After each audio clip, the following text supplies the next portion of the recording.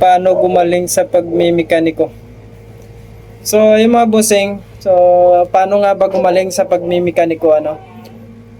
So, hindi mo naman kailangan kasi pag nag-apply ka ng mekaniko, hindi mo naman kailangan na sobrang galing mo na. Kasi tulad yan, bagong graduate ka, so hindi mo kailangan na sobrang galing na. Ang kailangan mo lang, respeto, pakikisama, at marunong sumunod. Yun lang yung tatlo na yun. Respeto. Rumispeto ka sa mga nauna. Rumispeto ka sa senior mo. Kasi diyan ka makakakuha ng mga knowledge or idea na hindi mo pa nalalaman.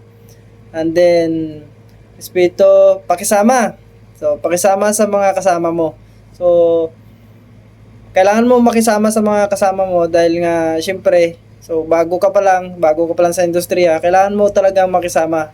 Even matagal ka na sa industriya, kailangan mo ito, respeto, pakisama, at sumunod. Okay, so, kailangan mo ng pakisama. Kahit na matagal ka na, bago ka pa, kailangan mo na pakisama. Kasi doon ka makaka-gain ng mga iba't ibang idea pagdating sa pagmimekaniko. Tapos yung sumunod. So, kailangan mong sumunod sa mga senior mo. Okay? So, hindi ka galing kung patamad-tamad ka at hindi ka galing kung hindi ka magpupursige ng sarili mo.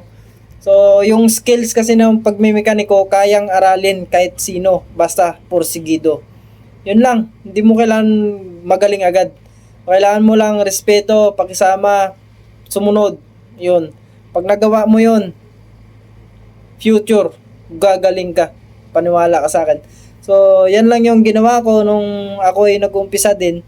So, respeto lang sa mga senior, pakisama sa mga senior or mga matagal na sa industriya. Even na naman na kahit matagal na tayo sa pagmimekaniko, kailangan pa rin natin ng pakisama, respeto sa kapwa mekaniko or yun, kahit saan naman, kailangan mo yun.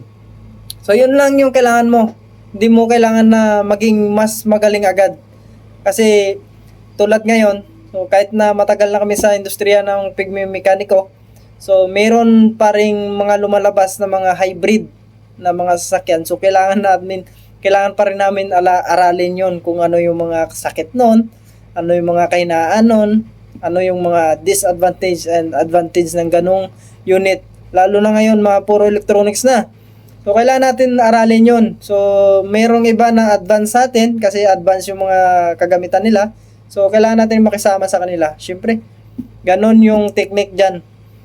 Pero pagka ikaw ay bago ka pa lang, hambog ka, tapos ay hindi ka marunong sumunod, ayaw mo makisama, maniwala ka sa akin, ano yan, bagsak yan pagdating sa mechanic industry.